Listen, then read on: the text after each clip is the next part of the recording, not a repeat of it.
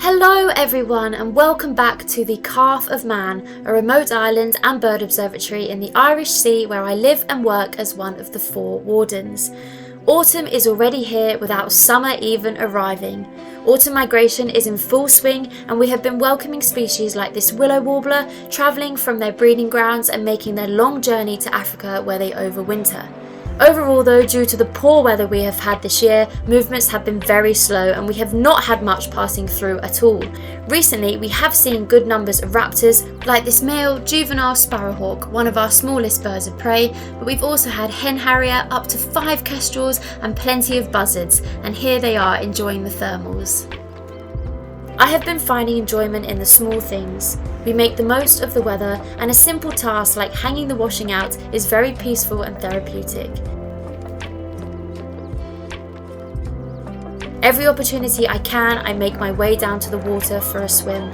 Sea swimming is the only time where my mind goes completely quiet and I can really just be in the moment.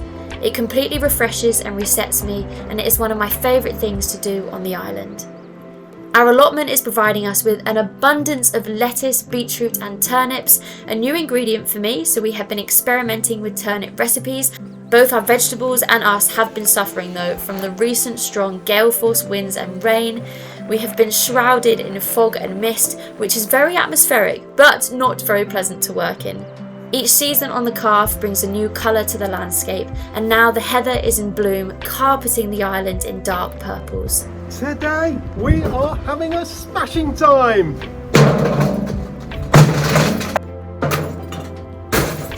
Once the glass is smashed, we collect them in these containers, which we can then send off on the boat to be recycled.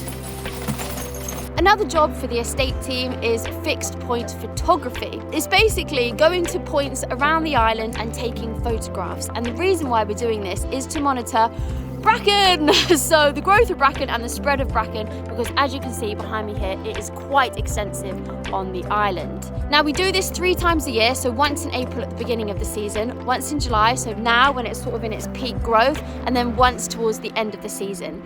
Images have been captured over decades so that we can really see the visible changes and the growth of bracken on the Calf of Man. The points are spread across the island, most of which aren't on tracks, and so wading through the bracken at this time of year is quite hard work, but you do get some cracking views. Bracken is an ancient and native plant to the UK. It has many ecological benefits and is an important habitat, but it does spread incredibly rapidly and can quickly dominate a landscape. Therefore, management is often required as it does pose threats to both the natural and historic environment. We want to create a wider mosaic of habitats that benefit a variety of species rather than a monoculture of bracken. The fixed point photography data influences our bracken management. The main method on the Calf is flailing. It is a beautiful morning down at South Harbour here, and we're about to start phase 2 of the quay repairs. So as you can see, this was a section that we completed the other week. We've now got shuttering up around the next section, so we're going to start moving material down and we're going to get mixy again. I've got a new addition today, my nice DeWalt safety specs to help me in the sun, looking very cool. So yeah, let's get going. We had a big delivery of materials, including more cement. So 60 bags we moved, 1.5 tons worth.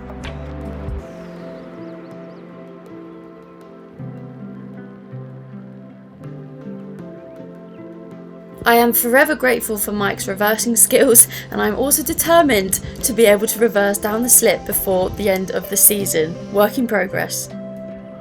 This was the setup on the quay.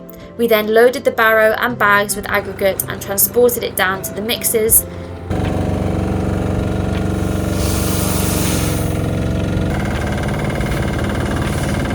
It was one of the hottest days we have had this season, so it was a pretty hard grafting day, and after shifting around 5 tons of material, stage 2 was finally complete. Big thanks again to Jeff, Carl, Dave and Mike. In other news, we have had an explosion of ragwort, the food plant of the cinnabar moth. This is the moth in its caterpillar stage, and as you can see, they absolutely devour the plant. We must have thousands out in the back courtyard. Soon they will enter their pupal stage and make a chrysalis before hatching into this beautiful moth next year. It times its emergence with the next crop of ragwort. So clever. I also had the pleasure of meeting and ringing this extremely floofy and adorable Manx shearwater chick. This chick is around 3 weeks old and hatched in its burrow, where it will stay until it is time to make their epic journey to South America for winter. Isn't nature amazing? And amongst it all, I managed to fit in a quick trip back home to see my family in Cornwall. The highlight, watching my mum sing in her choir, sea shanties at the local pub. For this is my Eden, and I'm not alone. For this is my Cornwall, and this is my home. Thank you all for watching, and I will see you next time.